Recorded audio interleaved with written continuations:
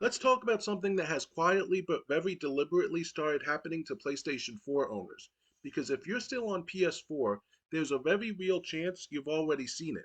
Sony is now sending out a from PlayStation message directly to PS4 users, and while the wording may sound friendly on the surface, the intent behind it is crystal clear. Sony wants you to move on to PlayStation 5. This isn't a rumor, it isn't speculation, and it isn't just another generic marketing blast.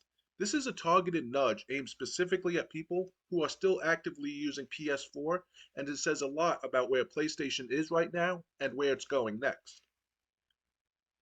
What makes this message stand out is that it doesn't feel accidental or premature. For the first few years of the PS5's life, Sony had to walk a very careful line. Supply shortages, scalpers, and availability issues meant they couldn't afford to alienate the massive PS4 install base. Cross generation releases became the norm, and PS4 was kept alive for longer than most consoles ever are. But that phase is over. PS5 consoles are widely available, bundles are common, and the platform itself has matured. Sony sending this message now is a signal that the company believes the PS5 generation is fully established and no longer needs to lean on last gen hardware for support. The message itself highlights the usual talking points: faster load times, better performance, enhanced visuals, and features that simply aren't possible on PS4. And while that might sound like standard console marketing, the context matters. This isn't a trailer during a showcase or an ad on social media. This is a direct message to people still playing on PS4, reminding them that more and more of the PlayStation experience is being built with PS5 in mind. Games aren't just looking better on PS5, they're increasingly being designed around it, and that's the real shift happening here. We're now seeing the industry move out of the long cross gen period that defined the early 2020s. Developers are no longer interested in designing ambitious systems and then scaling them down to decade old hardware. Fast SSD streaming, near instant loading, dense open worlds, advanced physics, ray tracing, performance modes, and DualSense features are all becoming baseline expectations rather than optional upgrades. Sony knows this, developers knows this, and now they're making sure players know it too. This message is less about selling a console and more about resetting expectations for what PlayStation is going to be going forward. It's also important to recognize how unusual the PS4's lifespan has been. The PS4 launched back in 2013, and here we are, well over a decade later, with millions of people still actively using it. That's a testament to how strong the platform was and how well Sony supported it. But that long life has come at a cost.